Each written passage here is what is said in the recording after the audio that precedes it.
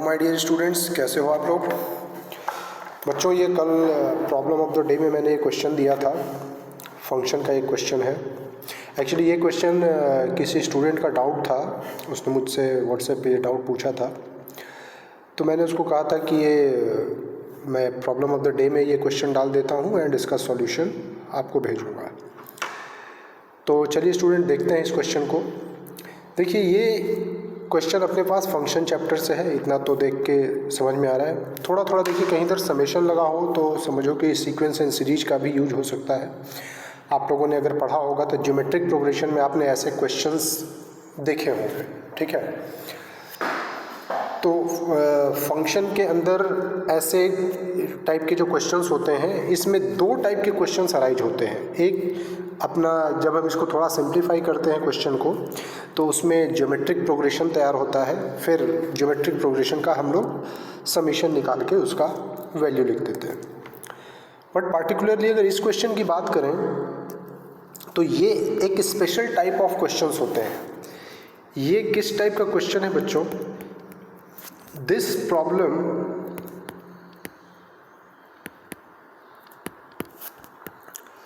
is based on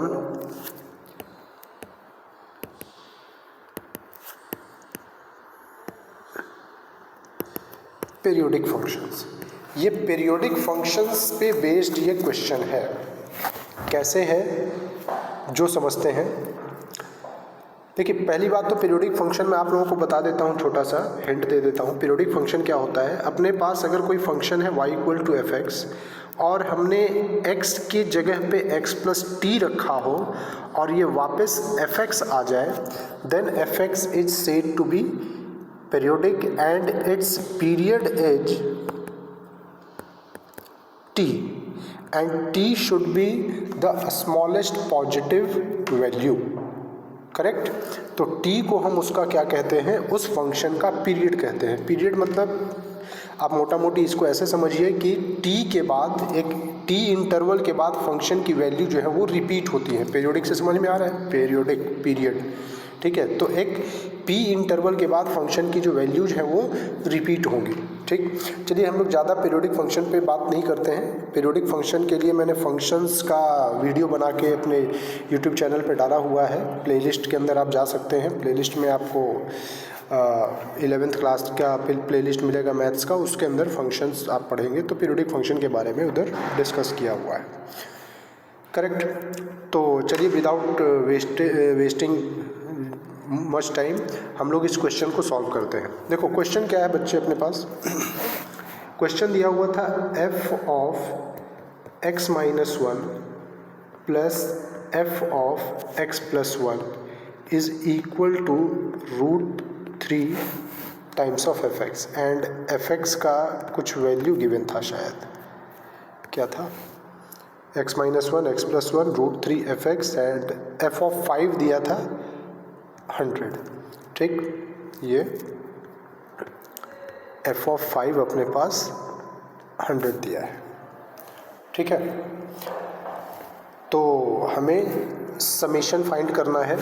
then summation था r = 0 to 99 था मेरे ख्याल से, and f of 5 + 12r, correct. यही है ना? 0 to 99, 5 और 12r, ठीक। तो पहले ज़रा इसको देख लेते हैं कि हमें एग्जैक्टली करना क्या होगा। तो इस समेशन को एक्सपैंड करते हैं, ठीक। तो जब आप इसको एक्सपैंड करेंगे, इसको मैं SN लिख देता हूँ, चलो, या S99, जो भी समझो आप। तो 0 जब आप रखेंगे तो आपको क्या चाहिए? f of 5 चाहिए, ठीक। r = 1 रखेंगे तो 17, r = 2 रखेंगे 29, एंड इस तरीके से f of 5 + 12 × 99, ये वाला वैल्यू हमें चाहिए, ठीक।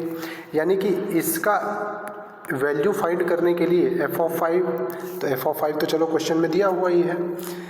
f of 17 चाहिए, f of 29 चाहिए एंड आगे की ये वैल्यू चाहिए। तो देखिए कैसे करेंगे। ये अपने पास जो दिया हुआ है f of x minus one plus f of x plus one is equal to root three into f x. मैं इसमें क्या करता हूँ कि replace x by x minus one, x को मैंने x माइनस वन से रिप्लेस कर दिया। तो देखिए रिप्लेस करने के बाद क्या आएगा बच्चों, ये आएगा x माइनस वन, तो ये तो x माइनस टू हो गया ना, फिर f of x minus one और प्लस वन, तो ये तो एफ एक्स बन जाएगा, और ये root three into f of x minus one. ठीक है, इसको मैं फर्स्ट इक्वेशन कह देता हूँ। ठीक, अब फिर से मैं क्या करता हूँ, replace x by x plus one, x को x प्लस वन से अब रिप्लेस करते हैं। देखिए x प्लस वन से रिप्लेस करने के बाद क्या होगा, देखो x प्लस वन और माइनस वन, तो ये तो एफ एक्स बन जाएगा ना, और ये f of x plus one और प्लस वन, तो ये f of x plus two हो जाएगा, और ये root three into f of x plus one. This is equation two. अब एक काम कर लेते हैं, फर्स्ट इक्वेशन और सेकंड इक्वेशन इन दोनों को ऐड कर लेते हैं। Adding first and second. ठीक है, तो जब आप ऐड करेंगे देखिए क्या आया, देखो f of x minus two और f of x plus two और two times of f x, तो ये बन जाएगा f of x minus two plus f of x plus two, two times of f x. Right side में क्या होगा, root three times, देखिए right side में क्या आया था अपने पास, f of x minus one और f of x plus one. ठीक, तो ये f of x minus one और f of x plus one. ठीक है, इन दोनों को जब हम देखिए, ये क्या है, ये अपने पास तो गिवन था रूट थ्री एफ एक्स है, तो ये f of x minus two plus f of x plus to F x, ये रूट थ्री, अच्छा ये फिर से रूट थ्री एफ एक्स हो गया। तो अब यहाँ से हम क्या लिख सकते हैं कि F of x minus two plus f of x plus to, देखिए ये थ्री एफ एक्स और ये टू, तो ये एफ एक्स लिखा जाएगा, सही है, F of x minus two plus f of x plus to, ये एफ एक्स आ गया। मैं इसको इक्वेशन नंबर 3 कह देता हूँ। ठीक है, अब इसमें मैंने क्या किया, replace x by x minus to, इसमें मैंने x को फिर से किससे रिप्लेस कर दिया, x माइनस टू से रिप्लेस कर दिया। तो देखिए रिप्लेस करने के बाद हुआ क्या, ये क्या बन जाएगा, f of x minus four, ये क्या बन जाएगा एफ एक्स, और ये क्या बन गया f of x minus to बन गया। ठीक है, कोई प्रॉब्लम नहीं इसमें, इसको f of x minus four plus f of x और ये f of x minus two आ गया। अब यहाँ से देखिए मैं f of x minus four को क्या लिखूँगा, लिखूँगा इसको f of x minus two minus f of x। ठीक है, अब ये बताओ यहाँ से थर्ड इक्वेशन से मैं f of x minus two minus F x को क्या लिख सकता हूँ, minus of x plus to लिख सकता हूँ कि नहीं। कैसे लिखा हमने,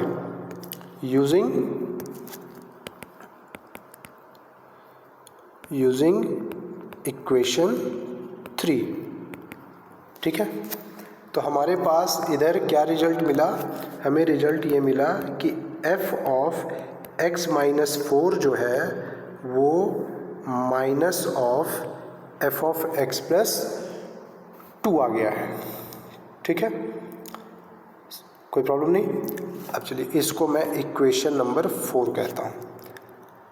अब आगे देखिए, मैं इसको फिर से लिख लेता हूँ। f ऑफ x माइनस 4 हमें क्या मिला, minus of x f of x plus 2, ठीक है।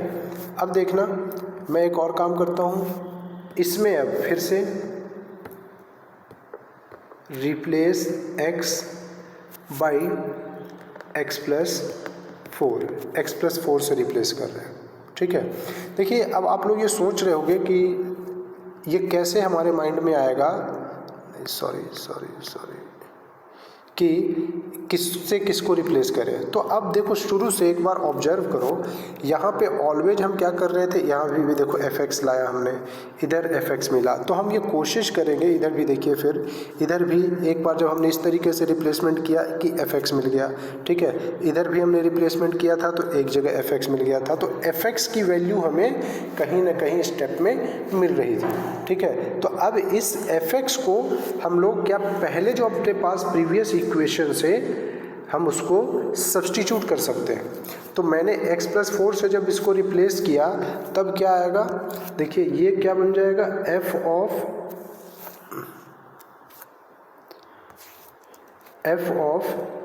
x प्लस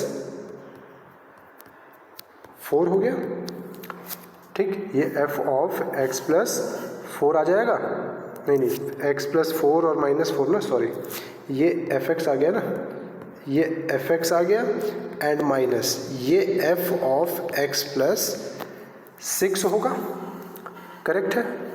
अब फिर देखो मैं काम और कर लेता हूँ, अब इसमें फिर से मैंने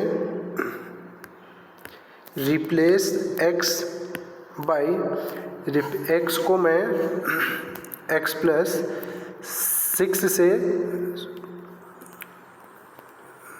रिप्लेस x को x प्लस 6 से रिप्लेस कर दिया, ठीक है, x प्लस 6 से कर लेते हैं। देखिए क्या होगा, अब जब आपने रिप्लेस किया तो ये आपका क्या बन गया, f of x plus 6 and ये minus f of x plus 12 बन गया। अब इस f ऑफ x प्लस 6 को मैं क्या लिखूंगा, ये f of x plus 6 minus fx लिखा जाएगा और ये minus of f of x plus 12। तो यहाँ से आपको क्या मिल रहा है कि f ऑफ x जो है वो f ऑफ x प्लस 12 के इक्वल है। f ऑफ x किसके इक्वल आ गया, f ऑफ x प्लस 12 के इक्वल आ गया। इसका मतलब क्या हुआ कि therefore fx is periodic of period क्या 12, ठीक है। ये एक पीरियोडिक फंक्शन है जिसका पीरियड कितना है 12 है। इसका पीरियड, इसका मतलब क्या हुआ कि अगर f ऑफ 1 की जो वैल्यू होगी ना वो f ऑफ 1 प्लस 12 की वैल्यू होगी, ठीक। f ऑफ 2 की जो वैल्यू होगी वो f ऑफ 2 प्लस 12 की वैल्यू होगी, करेक्ट है। तो पीरियोडिक फंक्शन का मतलब ये हुआ कि 12 के बाद जो उसकी वैल्यू है वो रिपीट होगी, ठीक। चलिए अब ये मैंने बस समझाने के लिए ऐसा लिखा था। अपने पास रिजल्ट ये मिल गया कि f of x is equal to f of x plus 12, ठीक। नाउ अब देखिए हमें फाइंड क्या करना था, देखते हैं। हमें